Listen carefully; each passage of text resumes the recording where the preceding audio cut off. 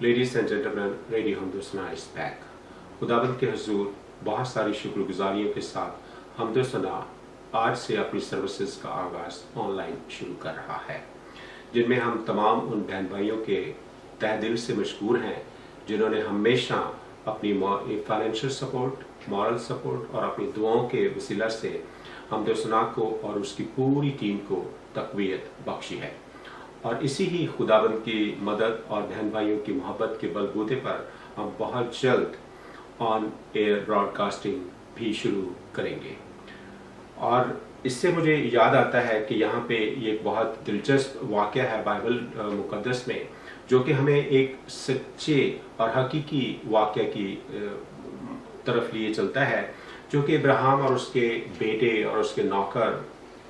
के गिर्द है,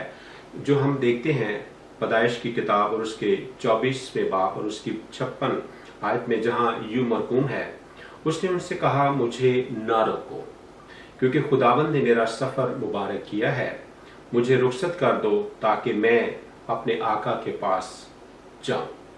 ये एक वाक़या जिससे हम सभी वाकिफ़ हैं, जितने भी लोग मसीही हैं, बाइबल को पढ़ते हैं, जानते हैं, और बेशुमार औक़ात चर्चेस में इस पे मैसेजेस भी सुने होंगे डिफरेंट एंगल्स से।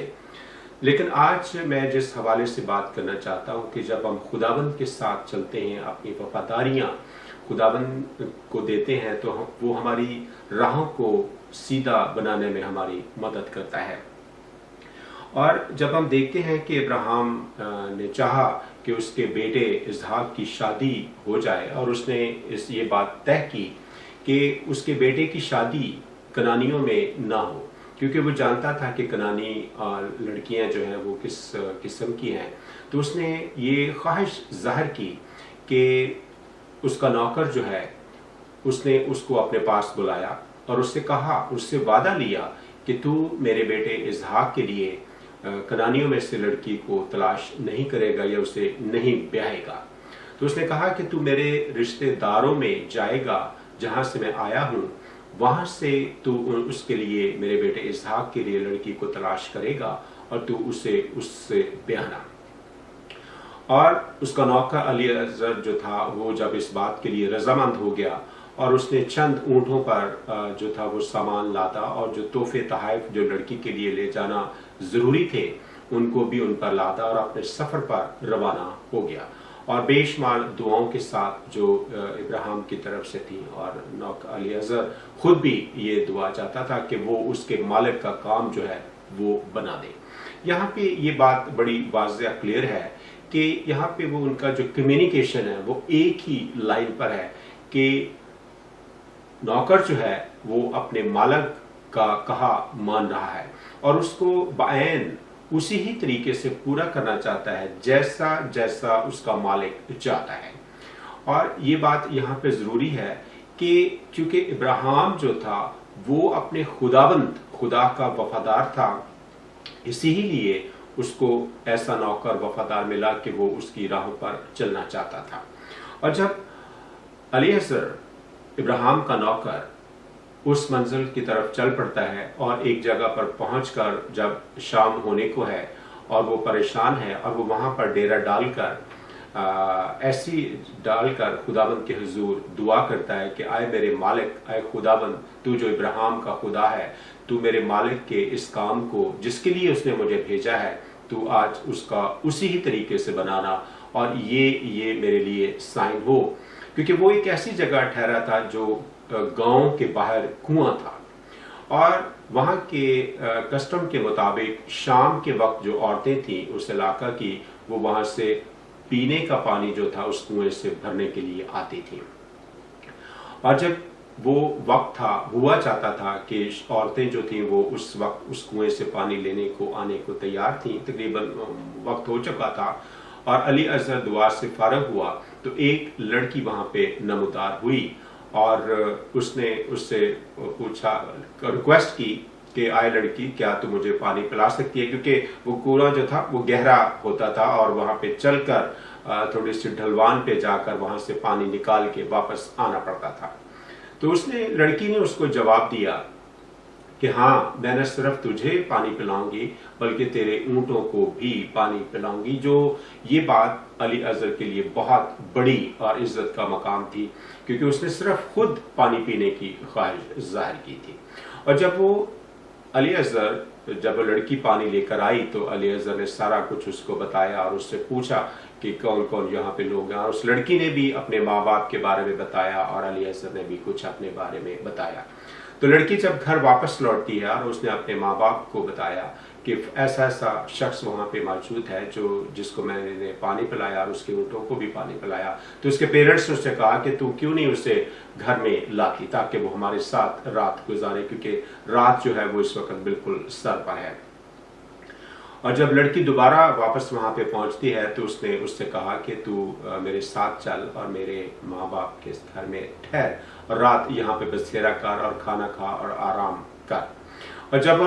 نوکر ابراہیم کا نوکر جو ہے اس کے گھر میں پہنچتا ہے تو انہوں نے اس کے پاؤں دھلوائے اور اس کے ہاتھ منہ دھلوایا اور اس کو کھانے کو کہا، لیکن اس نوکر نے جو ابراہیم کا نوکر تھا اور اس کا نام علی اذر تھا، اس نے کھانا کھانے سے انکار کیا اور اپنے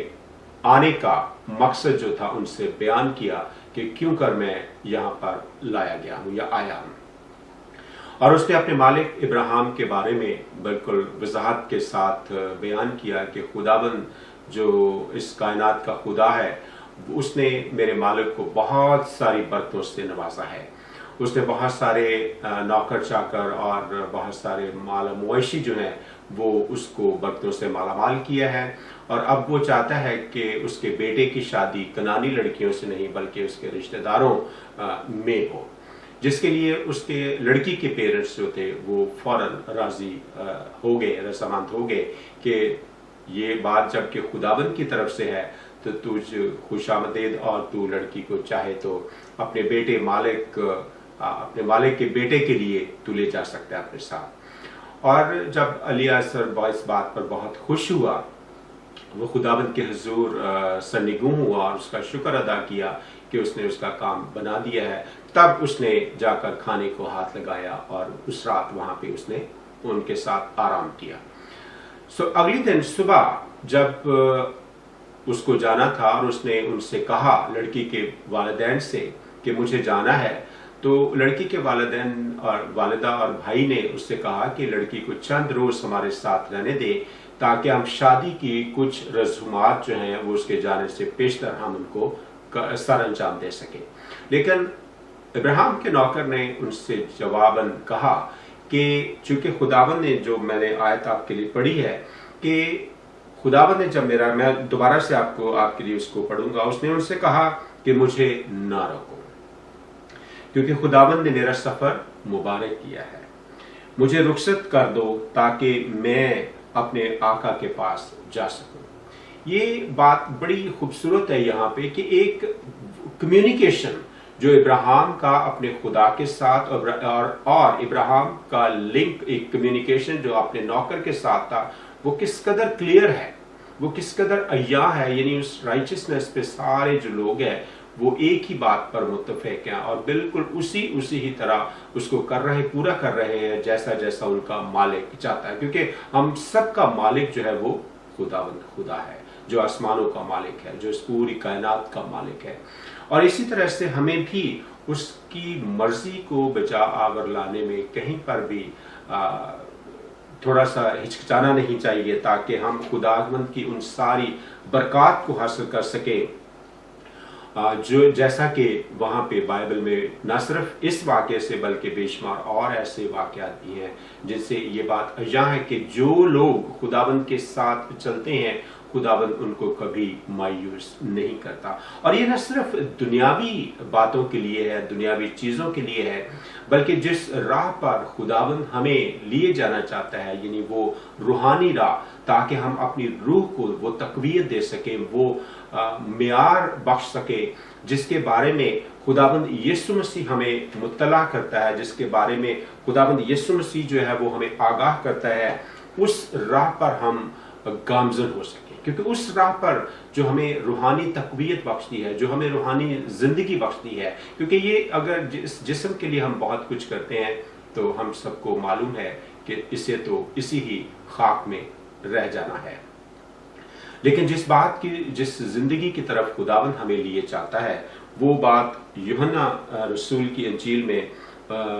उसके 14वें बाब और उसकी 6ठी आयत में हमें यूं मिलती है, क्योंकि जो बात खुदावंद यीशु मसीह ने हम सब के लिए कही है। वो कहता है कि यीशु ने उससे कहा कि राह, हक और जिंदगी मैं हूं, कोई मेरे वसीला के बगैर बाप के पास नहीं जा सकता। मेरे अजीज भाइयों बहनों, ये है वो मेयार, ये है वो रूह की बात, ये है वो राह। क्योंकि अगर हम इस यहाँ पे तीनों बातों में अलग-अलग जाए तो इसके लिए हमें बहुत वक्त दरकार है। अगर खुदावंद ने चाहा, बल्कि खुदावंद के हुजूर हम इस बात को लेके आएंगे कि राह, हक और जिंदगी, ये तीनों को हम अलग-अलग जान सके। लेकिन आज चूंकि हम इब्राहिम और इसहाक और उसके नौकर की बात करते हैं, तो हम सिर्फ राह पर अपने आप को गामजन करना चाहते हैं कि किस तरीके से हम उस राह पर चलकर उस जिंदगी को हासिल कर सकते हैं। क्योंकि जब अलीअज़र अपने मालिक की खुशनुदी को पूरा करता है और उससे वो बरकत हासिल करता है, और जब इब्राहिम अपने खुदा की बताई हुई राह पर गामजन होकर उन बातों को पूरा करता है और उससे वो ऐसी बरकत हासिल कर सकता है, तो आज मेरे और आपके लिए भी ज़रूरी है कि हम उस राह का इंतखाब करें जिसके बारे में खुदावंद यीशु मसीह हमें बतलाता है कि राह, हक और ज़िंदगी मैं हूँ, ताकि हम उस ज़िंदगी को हासिल कर सके जो हमेशा की ज़िंदगी है और उस पर कभी कोई ज़वाल नहीं, उसमें कोई कमज़ोरी नहीं, उसमें कोई लाचारी नहीं, उसकी ज़रूरियात जो है वो आज की जिस्मानी ज़रूरियात के मुताबिक नहीं। और खुदावंद यही चाहता है कि हम इस हलाकत से, इन तमाम ज़मीनी और मुताजियों से, मजबूरियों से, बीमारियों से और दीगर प्रॉब्लम्स से इंसान के इर्द गिर्द आज क्रिएट हो चुकी हैं, हम उनसे खलासी हासिल कर सकें और खुदावंद अपने खुदा के साथ रह सके। यही खुदावंद का म्यार है और उसी राह पर वो हमें चलाना चाहता है। नाज़रीन, बहुत बहुत शुक्रिया आपके वक्त देने का और रेडियो हमदो सना को देखने का। और लेकिन प्लीज़ जाते हुए लाइक का बटन पे क्लिक करना ना भूलिए। खुदा हाफिज़।